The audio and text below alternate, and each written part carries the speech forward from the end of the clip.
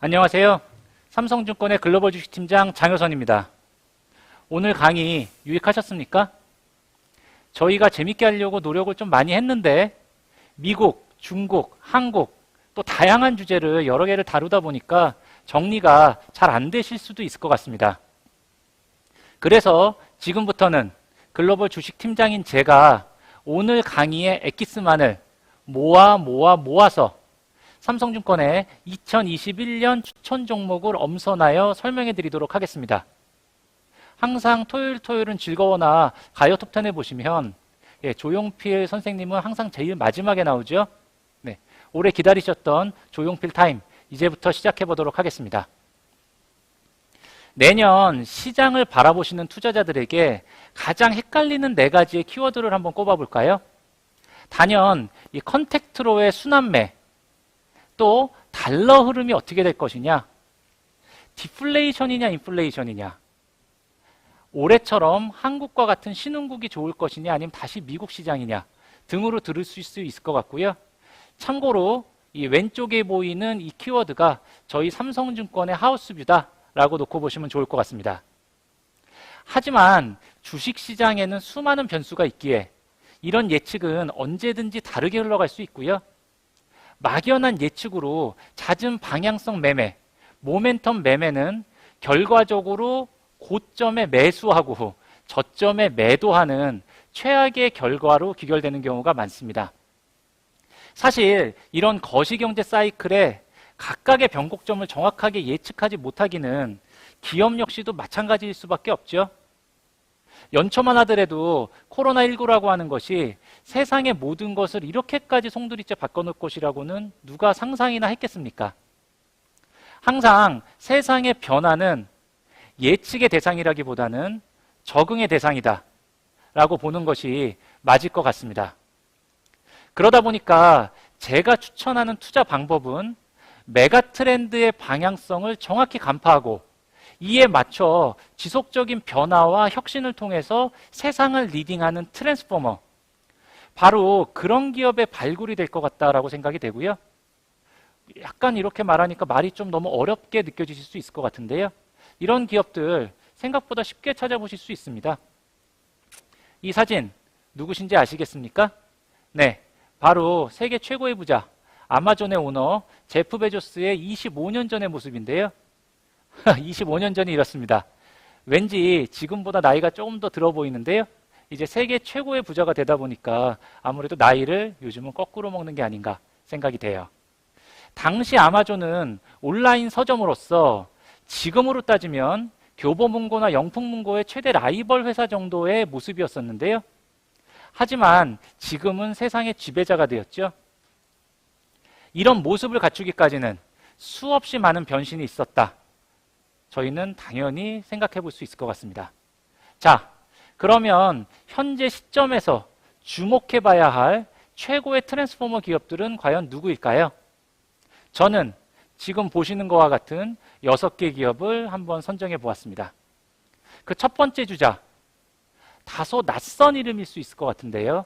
페이팔입니다. 누구나 한 번쯤 온라인 쇼핑을 해보셨죠? 항상 쇼핑의 끝은 결제인데요. 이때 이 간편 결제 기능이 얼마나 절실한지 저희가 계속 이렇게 클릭을 하다 보면은 아실 것 같습니다. 동사는 바로 이러한 기능을 제공하는 글로벌 디지털 결제 플랫폼의 최강자입니다.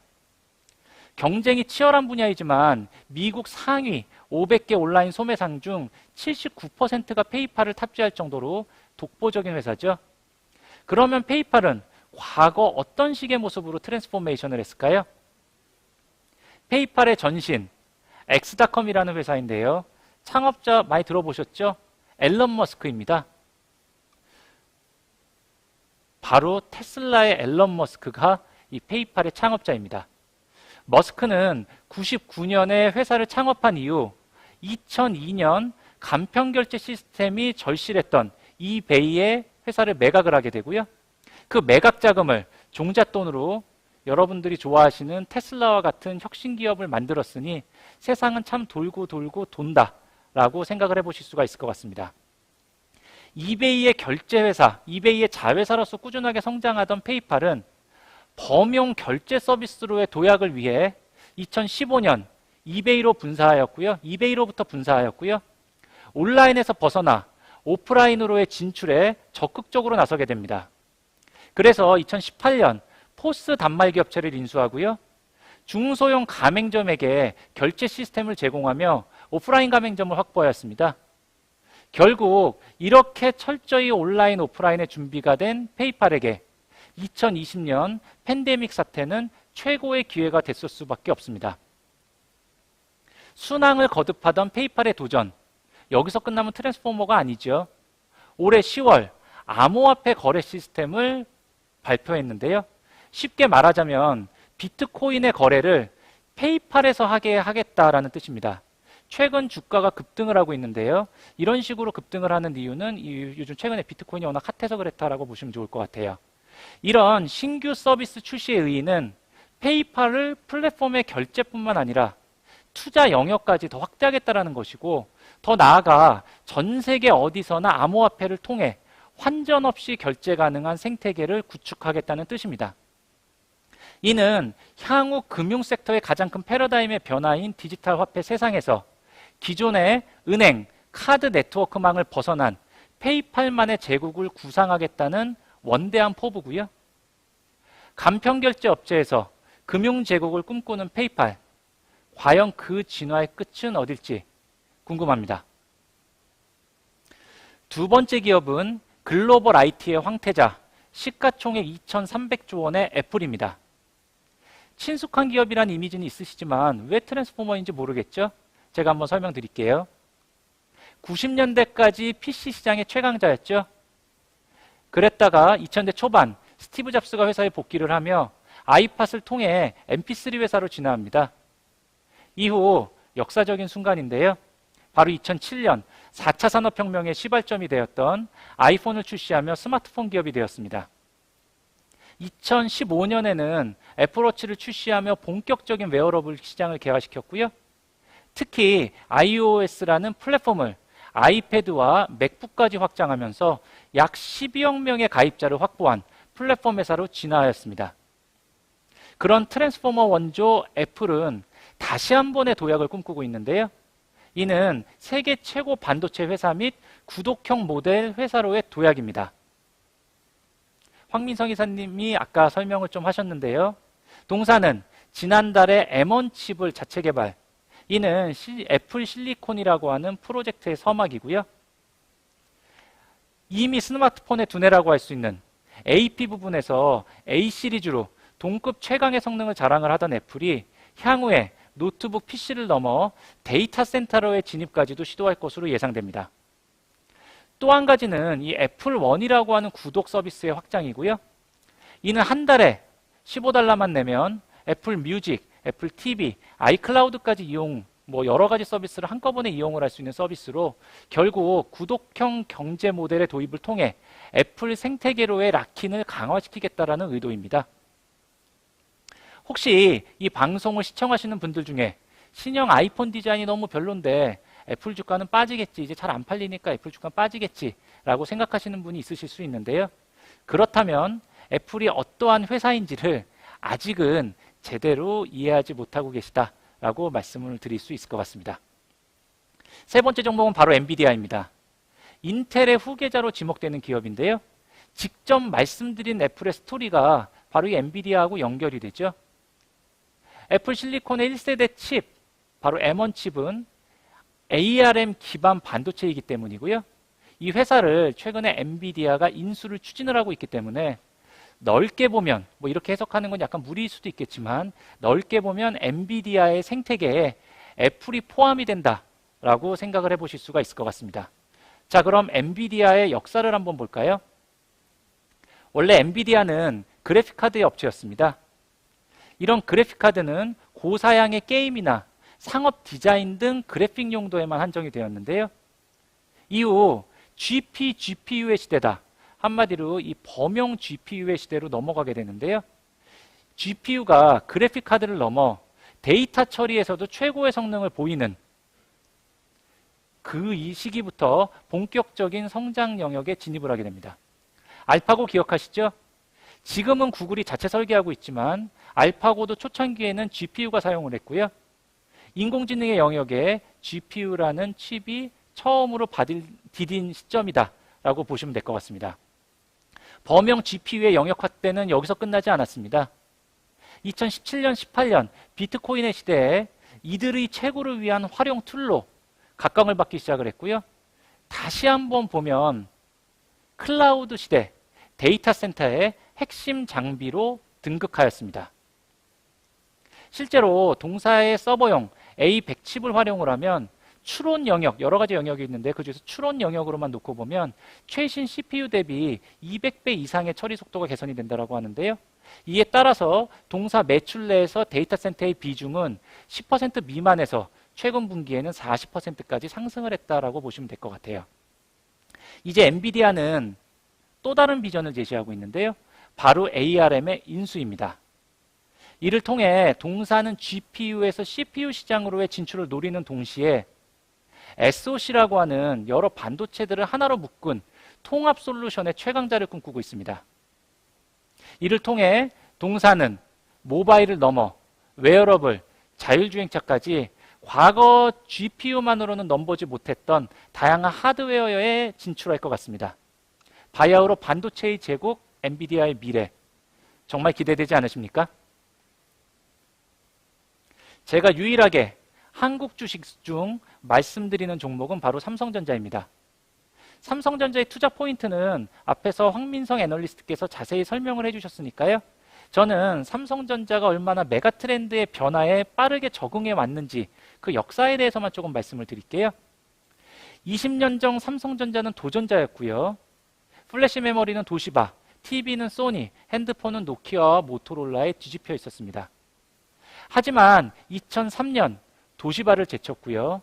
그래서 낸드 플래시의 1등 회사가 됐죠. 도시바는 낸드라는 이름까지 만들었었던 바로 낸드 플래시의 오리지널 회사입니다.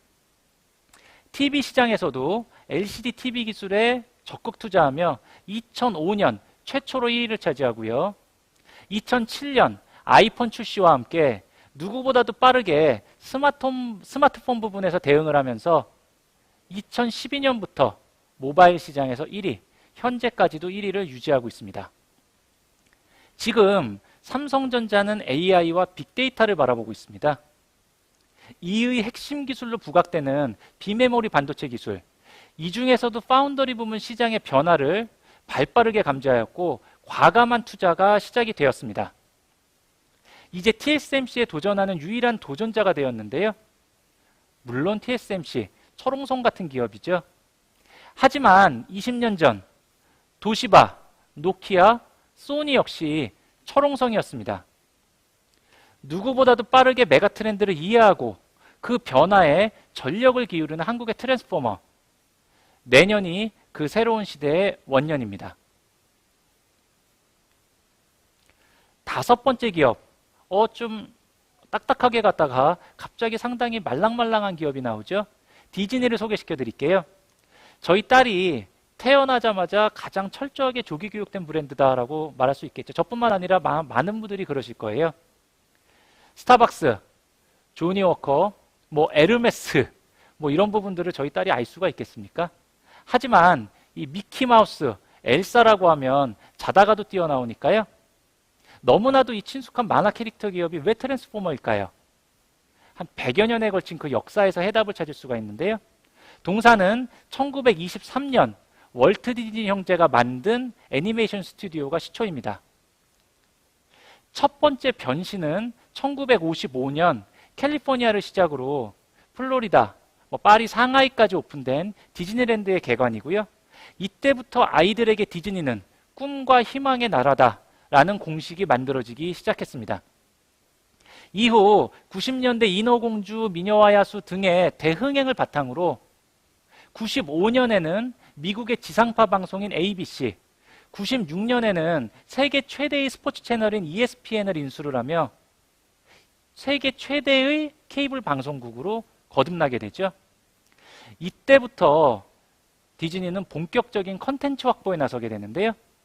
2006년에는 토이스토리의 픽사, 2009년에는 어벤져스의 마블, 12년에는 스타워즈의 루카스 필름을 인수를 하면서 작년 기억나십니까?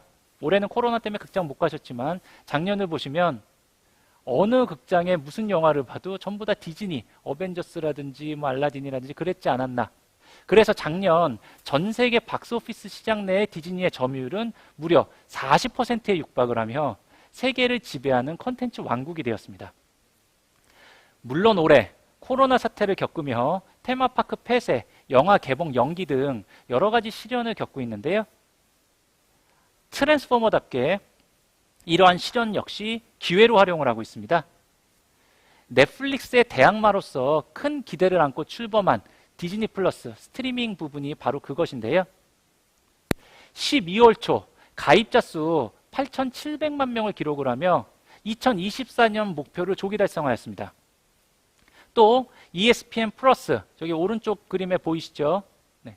ESPN도 저희 넷플릭스처럼 보시는 거예요. 훌루와 같은 이런 스트리밍 서비스를 합친 전체 가입자 수는 1억 3,700만 명에 육박을 하여 넷플릭스의 2억 명을 빠르게 추격을 하고 있습니다. 컨택트 회사의 대표주자 디즈니인데요. 과연 언택트로의 최강자가 될 수 있을까요? 저뿐만 아니라 뭐 저희 딸 많은 어린이들에게도 흥미로운 관전 포인트가 될 것 같습니다. 벌써 마지막 기업으로 왔네요. 마지막 기업은 바로 알리바바의 대주주로 유명한 소프트뱅크입니다. 소프트뱅크는 꼭 추천주로서 말씀을 드린다기보다는 이 회사의 역사가 바로 동학개미, 서학개미라는 대명사로 발전한 한국의 집단지성이죠. 개인 투자자 및 기업들한테 전하는 메시지가 있기 때문입니다. 소프트뱅크는 시작은 영세했어요. 그냥 소프트웨어 유통업체로 시작을 했다가 97년 야후와 JB를 통해서 야후재팬을 만들었고요. 2004년과 2006년에는 일본 통신과 보다폰 재팬을 인수하며 일본의 인터넷과 모바일 산업을 선점하였습니다. 이후 영역을 해외로 넓혀 2013년에는 미국의 통신업체 스프리트를 인수를 했고요.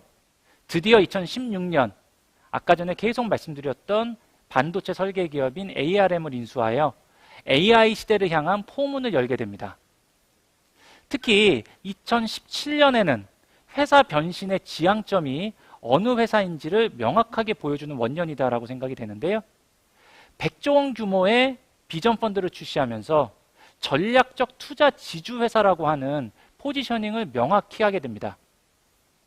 일본이라는 가장 보수적인 나라에서 이처럼 적극적인 투자 회사로의 변신은 어떻게 보면 혁신적인 발상의 전환이라고 볼 수 있습니다. 올해 코로나19로 인한 한국 사회의 가장 큰 변화 뭐라고 생각하십니까? 체감적으로 느낄 땐 할 거 없으니까 계속 넷플릭스 아니면 유튜브 아니면 뭐 배달의 민족. 저에게 개인적으로 가장 크게 느껴지는 운동은 바로 동학개미 운동입니다. 올해 들어서만 국내외 주식시장으로의 자금 유입이 150조 원에 달할 것으로 추정이 되고요. 일각에서는 이를 투기적인 목적으로 도박판에 뛰어든 일시적인 유동성이라고 폄하하기도 하지만 저는 전혀 그렇게 생각하지 않습니다. 이보다는 만성적 저성장에 지친 국민들이 뭔가 새로운 꿈을 찾기 위한 생존 본능이 아닌가라고 생각을 해요.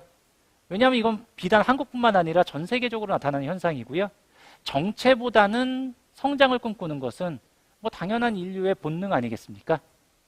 다만 이러한 꿈을 이루기 위해서는 반드시 명확한 비전과 철학이 필요합니다. 주식 투자라고 하는 것은 언제나 큰 위험이 도사리는 곳이기 때문에요.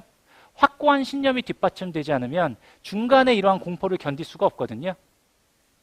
일례로 손정희 회장은 90년대에는 인터넷, 2000년대에는 모바일, 미래는 AI의 시대다라고 하는 큰 비전을 갖고 있습니다.